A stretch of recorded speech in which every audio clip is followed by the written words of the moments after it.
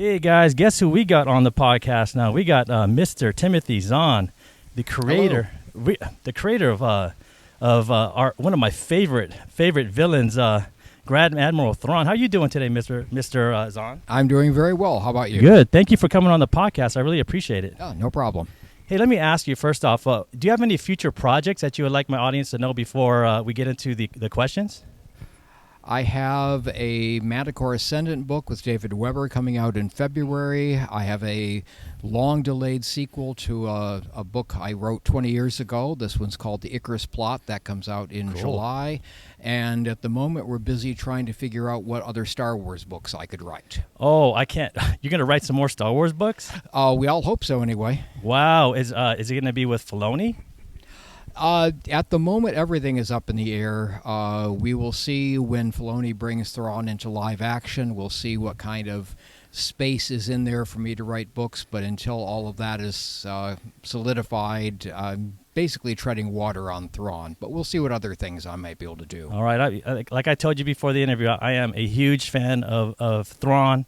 I know I'm an old school collector and I'm an old school Star Wars guy, but Thrawn has my heart, for real. Thank you. First question, when did your love affair with Star Wars begin? Second night of A New Hope. I couldn't go the first night. I was working on some computer stuff, and went to the second night. The theater was packed. I think the first thing that grabbed me was that Star Destroyer coming up over the screen, and just kept coming, and it kept coming. It was the first time I'd ever had a sense of size in a movie. And by the time it finished, I knew I was going to like this movie. And I did. All right. How was it the first time you saw Darth Vader walking through those doors, though? Impressive. Very, very menacing, and just the presence.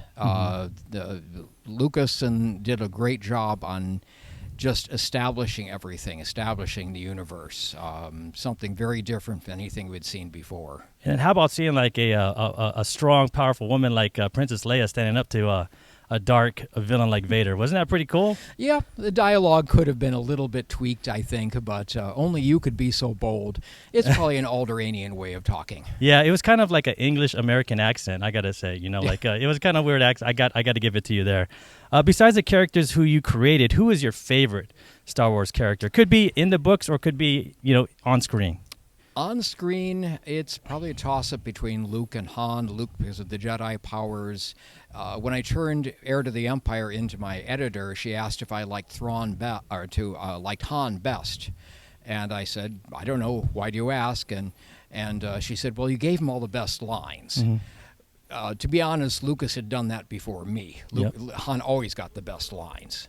So, Han is a lot of fun. Leia is the anchor. The other two, Han and Luke, both have major story arcs in the movies.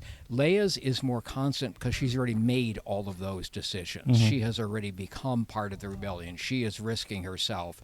She's the anchor around which everybody else holds on to their lives. Okay. And Han has a lot of great lines. So I'm going to just ask you off the cuff, what was your favorite Han Solo line? And I'll give you my favorite Han Solo line. My favorite Han Solo line... Oh, there are so many. There are so many. Probably just in his first, in Empire Strike Back, his encounter with Princess Leia on the ship, where she says, I happen to like nice men, and he says, I'm nice men. That's so Han. Empire, you want to know mine? That's a great one. That's a great one. And I Know was another good one. Remember that one? I Know. Yeah. I have a shirt that actually says I Know with Han, and my wife has I Love You. Yes. Yeah. So I've seen many of those. You got to stand on the correct side, but that works. That was my dad's favorite line, which became my favorite line, is when he went out to go look for Luke out in the snow, and he goes, and they're saying, well, it's 0 whatever degrees out there, and he goes, your tauntaun will freeze before you reach the first marker. Then I'll see you in hell. I'll see you in hell, right? I'll see you in hell. That was an epic line by Han, because it just shows who his character is, right? Like you've got so much of him being flippant, and yet lines like that, there is a core underneath. Yep. I think my other favorite line, if I had to pick one, was something, again, that underscores how different Star Wars is. You can never imagine Scotty saying anything like, no, this one goes there, that one goes there.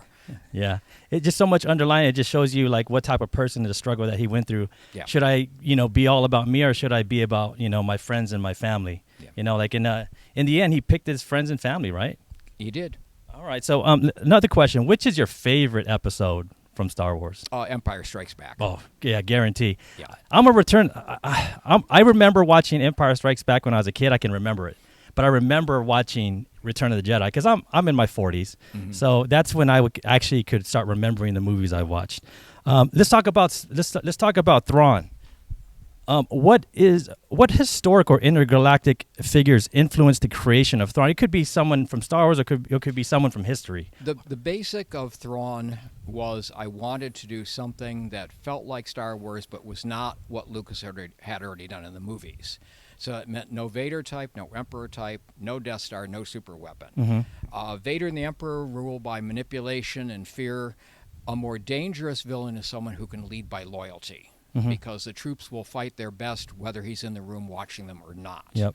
And then you backtrack from there. What kind of person are troops going to be loyal to? Start with tactical and strategic genius. They know they're likely to win whatever battle they're put into. Doesn't get his ego involved in battles. You see you're losing. Pull people out. Don't waste troops. Get everybody back, and let's pick another time and place. We'll take suggestions from subordinates if they're good suggestions. Again, no ego connected with it. And finally, since the Emperor didn't seem to like or have any non-humans in his upper ranks, make him a non-human, because if he can get to be a Grand Admiral, he must be something very special. Was there any books or any like historical figures from us over here, in our own world that influenced Thrawn? Because I could see some stuff going on there. Well, he was a compilation of all the military geniuses in Earth history. People like Robert E. Lee, Ulysses S. Grant, Rommel, all the best minds, but tends to be without their blind spots, except the whole problem with politics. So nobody in particular. I've read a lot of history, read a lot of military history, and all of that gets combined in the back of an author's brain and comes out in different bits and pieces. Okay. How did the concept of Thrawn collecting historical artifacts and art of his enemies to gain strategic advantage come from? It was just something that came about when I was developing the character for the Thrawn trilogy. It was sort of an analog to the Force. Okay. Nobody understands the Force, but Jedi can use it. Nobody understands how Thrawn can see a culture through their art, but he can see it and he can use it. So again, a unique sort of thing. It's kind of cool. I think one of the reasons why like a lot of us enjoy Thrawn is because he's a collector just like us, and he likes it. But he doesn't hoard. He likes, he puts it on his wall and he examines it. He only collects like fine artifacts to understand who his enemies are. But it always it makes a lot of sense, and the way he looks at it from a strategic standpoint and emotionalist, right? Yeah. Like he does have. Do you think he has attachment to those artifacts or not? Do you think he just let them go? His goal in life is to protect the Chiss people. Everything he does leads to that goal. If the artifact will be more of a reminder of successes or failures in that area, whatever he keeps, he may remember that as, okay, this is something where Admiral Adelani and I worked together on this sort of thing. So it would be... instead of an emotional connection, let's make it a personal historical collection.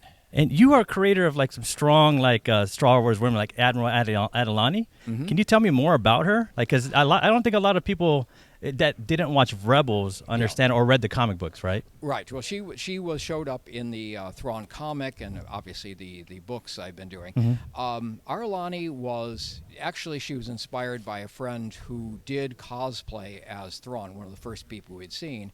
And someplace in one of our discussions, she commented about, it's too bad I don't have any Chiss females, so she doesn't have to play a male.